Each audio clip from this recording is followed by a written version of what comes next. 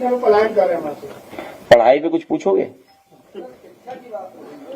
पलायन इसलिए कर रहे हैं क्योंकि रोजगार नौकरियां नहीं है, और जिस गुणवत्ता के साथ यूनिवर्सिटी कॉलेजेस बनने चाहिए, इधर प्राइवेट कॉलेजेस बढ़ गए, प्राइवेट यूनिवर्सिटीज बढ़ गई। फीस स्ट्रक्चर क्या बना दिया सरकार ने? फीस स्ट्रक्चर ऐसा ही गरीब परिवार के बच्चे नहीं पढ़ सकते हैं।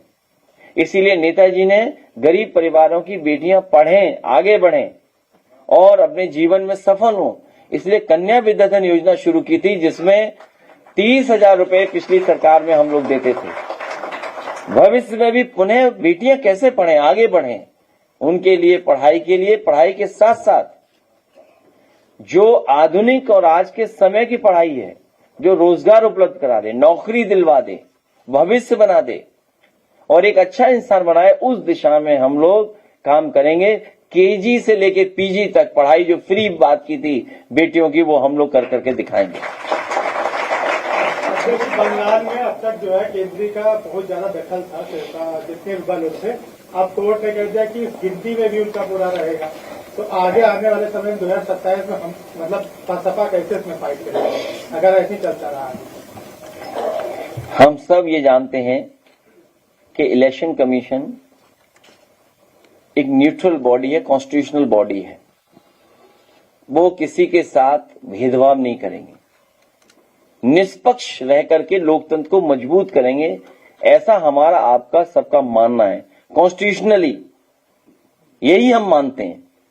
लेकिन यूपी में जब रामपुर का चुनाव हुआ, बाई इलेक्शंस हुए, बाई इलेक्शंस के बाद एक इलेक्शन हुआ, हमने आपने देखा कि किस तरीके से किनको प्रिसाइडिंग ऑफिसर बनना है, किसको बूथ पर अधिकारी पोस्ट करना है, किन सिपाही को, किन इंस्पेक्टर को, किन एडिशनल एसपी को पोस्ट करना है, कौन पूरा चुनाव को देखेंगे।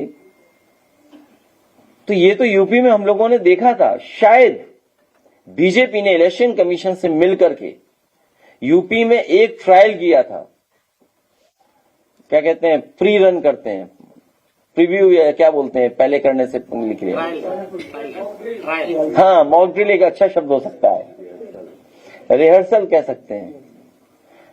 तो सोचिए आप, यूपी में किया था और सेम टू सेम उन्होंने बंगाल में उतार दिया। और मुझे जानकारी मिली है कि पैरामिलिट्री और सेंट्रल फोर्सेस का पैरेलल स्ट्रक्चर बना दिया उन्होंने। जो पुलिस का एक है व्यवस्था, उसके एक पैरेलल बना दिया, सोचिए आप। तो इसलिए ये जनता का चुनाव होने जा रहा है। दीदी थी, दीदी जीतेंगी, दीदी रहेंगी, और एक अकेली हैं, वो लड़ेंगी भी और जीतेंगी भी।